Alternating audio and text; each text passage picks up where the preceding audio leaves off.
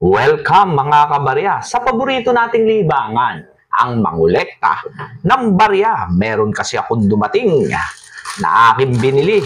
Eto, at samahan niyo ako sa pag-unbox.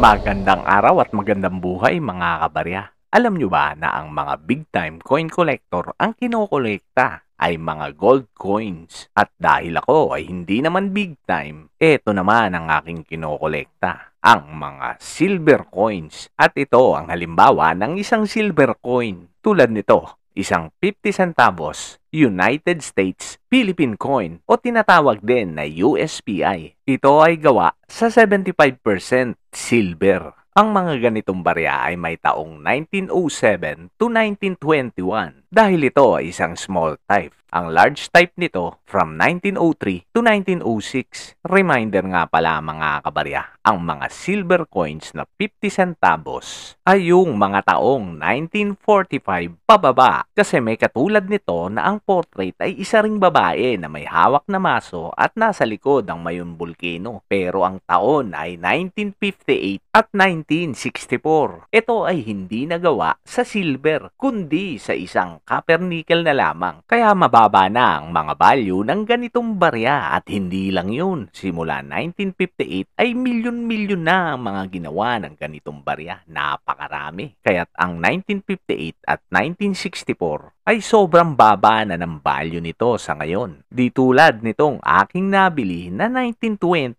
na 50 centavos. Ang value nito sa market from 300 pesos to 500 pesos at pwede pang tumaas kung maganda ang kondisyon ng barya. Uulitin ko mga kabarya, ang mga taong 1945 pababa, yun ay mga gawa pa sa silver. Kaya mataas ang value dahil melt value pa lang ay mataas na. At ang mga 1950s, 60s, 70s, yan ay mga gawa na sa copper nickel kaya mababa na ang value. Ang isunod naman natin ay ang 10 centavos na ganun din. Ito ay gawa sa 75% silver at may taon naman na 1935. Ang mga makikita sa barya ay parehas din ng 50 centavos na ipinakita ko sa inyo kanina. Ang pagkakaiba lang naman ito ay ang denominasyon na 10 centavos at dahil nga 10 centavos, ito ay mas maliit. Ang value naman ito sa market ay from 75 pesos to 150 pesos. Ang susunod na ipapakita ko sa inyo ay isa ring silver coins at ito ay makasaysayan. Ito kasi ay ginawa sa pagunita ng makasaysayang Death March na nangyari sa Bataan, panahon ng Hapon. Ito yung pagpapalakad sa mga sundalong Pilipino at Amerikano mula Maribeles, Bataan hanggang San Fernando, Pampanga nang wala sa kanilang pinakain at pinainom. Kaya't ang iba pa nga ay nangamatay sa daan at wala silang awang pinagpapalo kapag nagpapahinga. Napilitan nga ang mga sundalo na uminom sa imburnal sa sobrang pagkauhaw at pagkagutom. Sa halos 36,000 na bihag, ang mga nangamatay dito ay umabot ng 5,000 dahil sa sakit, sugat o kaya'y pinatay na naganap taong 1942. At eto na ang barya, napakaganda. Ang nagniningas na putol na espada na makikita sa portrait at mababasa dito paikot 25th Anniversary of Bataan Day